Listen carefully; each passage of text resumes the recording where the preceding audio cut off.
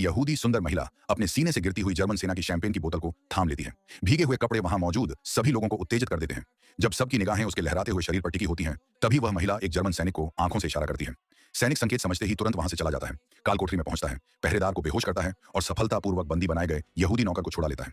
असल में वह और वह सुनहरे बालों वाली महिला दोनों ही दुश्मन के भीतर छिपे जासूस थे। दोनों बेहद साहसी थीं। उन्होंने नकली पहचान बनाकर एसएस सुरक्षा विभाग में घुसपैठ कर ली थी। कहानी कुछ महीने पहले की है। तब सुनहरे बालों वाली सुंदर महिला रैचेल के बाल सुनहरे नहीं थे। वह सिर्फ एक आम यहूदी थी जो हर दिन भागने की चिंता में डूबी रहती थी। एक दिन उसकी मुलाकात एक डच पुलिसकर्मी से हुई जो नाजी खेमे में होते हुए भी यहूदियों की मदद कर उन्हें भगाने का दावा करता था। रैचेल के परिवार सहित वह पहले ही दर्जनों यहूदियों को बचा चुका था। पुलिस वाले ने कहा कि उसके पास यहूदियों को मित्र देशों द्वारा मुक्त किए गए इलाकों में भेजने का तरीका है। रैचेल और उसका परिवार बेहद खुश हुआ। नाव पर चढ़ते ही वे आजाद दुनिया की खूबसूरती के सपने देखने लगे। लेकिन उनका इंतजार नाजी एसएस सैनिक कर रहे थे।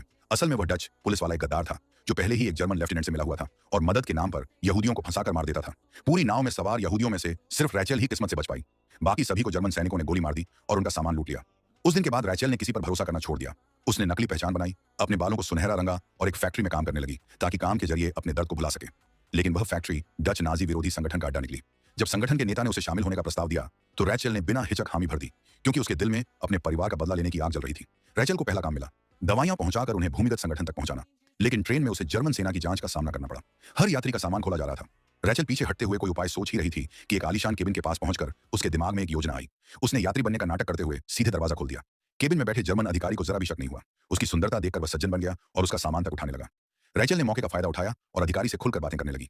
जब देखा कि जांच बस यहां तक पहुंचने ही वाली है, तो वह जल्दी से अधिकारी के पास बैठ गई ताकि दोनों के बीच किसी करीबी रिश्ते का आभास हो। कृपया लाइक सब्सक्राइब। रैचेल अंदर ही अंदर बेहद खुश थी, लेकिन उसने जरा भी जाहिर नहीं होने दिया। डर था कि कहीं पास बैठा कप्तान शक न कर ले। हालांकि सच्चाई यह थी कि वह कप्तान पहले ही उस पर मोहित हो चुका था। यहां तक कि ट्रेन से उतरने के बाद उसने रैचेल को अपने घर बुलाया, जर्मन शेफर्ड कुत्ता दिखाने के बहाने।